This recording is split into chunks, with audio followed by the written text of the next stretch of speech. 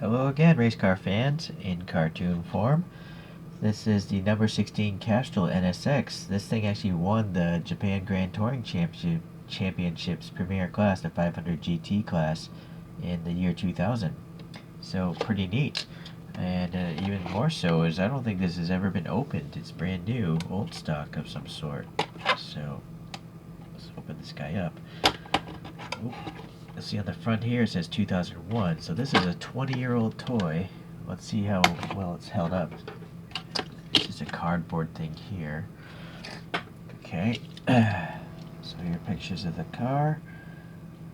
The wheels don't match. These are your standard 5-spoke Choro-Qs, but at least they painted them gold. But looking at the livery, it's not that far off. So let's try the side view for the foreshortening here. Okay. You can see the little vents in the side windows. That's pretty neat. And then here's a rear view.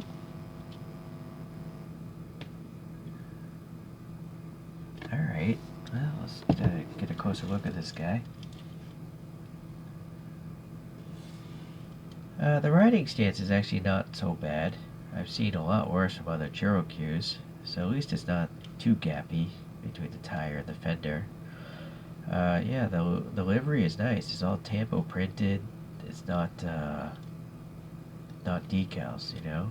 So, I mean, this is 20 years old and it looks brand new, right? There's no, there's definitely a contaminant there. I don't think it's paint rash though. I think it's a contaminant in the paint. Clear lenses, because this whole body I think is this clear plastic, and then everything else is painted on top of it. So now you'll see actually here the vent or the radiator area. I think that's this plastic base here. So you can actually see the pick through the clear plastic. So maybe not enough paint was applied here, but it's hard to tell. Anyways, look at this little canard. That's pretty neat how they got the little canard molded in. And then the little brake ducts also, you know, bottom out against that black base. So here on the bottom, yeah, it says 2000, made in Taiwan. And then a tab holding the back end and a screw holding the front end. And then here, I don't know if this is part of a certain collection, because it's got some sort of text here, right? Castrol badging here, and then some red tail lights. And then the wing must be a separate piece. I gotta say, it's pretty neat. It's got printed on wiper blade.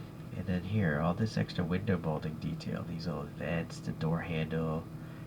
Maybe these are, I'm not sure what those are. Fuel filler? No, it's not that. The fuel filler, I think, is here. See, it's cut out. This side is cut out, but this side is not. So maybe that's like the fuel filler.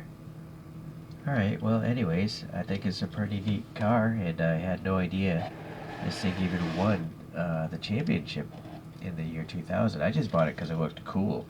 You know, I like this color scheme. The red, green, white, black. Alright, let's take a look at a couple other models here. So I do have a 1/64 scale NSX. It's made by Inno64. But it's the NSX-R. So it's the street version with the updated facelifted headlights. That's really it for the 1/64s, I'm afraid. So we'll start putting out some other race cars here in ChoroQ form. So I do have this other NSX by ChoroQ. It says number 30, and it's got HG on the bottom. It's from 1991. So this is an even older toy. And I do have some 3D printed wheels on that one. I don't know the history of the Raybrig NSX though. Alright, we're gonna have to lose this guy. Let's see, we have a R34 Gtr from the 2001 Japan Grand Touring Championship. Also from the 2001 GT Championship is this Sylvia S15, I think. Maybe it's an S14, I'm not sure. Correct me if I'm wrong. And then I have a 911 GT3R. I'm going to throw in a different brand here, this Tiny Q. is an M3 E36. The tiny Qs are great because they have plastic headlights. And the last one I'll throw in is a Supra. Okay, sorry for the cat making noise. So there, I got a whole bunch of race cars now in super deformed form. And I think it's cool. Okay, let's get these guys out of here. This guy's green. I'm going to put this alien character up here. Alright, so very happy I got a historic race car in cartoon form. I'm not sure if anyone makes this in 1/64 true scale, but now that I know about it, I'm going to have to take a look. Alright guys, well thanks for taking the time out to watch this, and I'll catch you in the next ChoroQ video.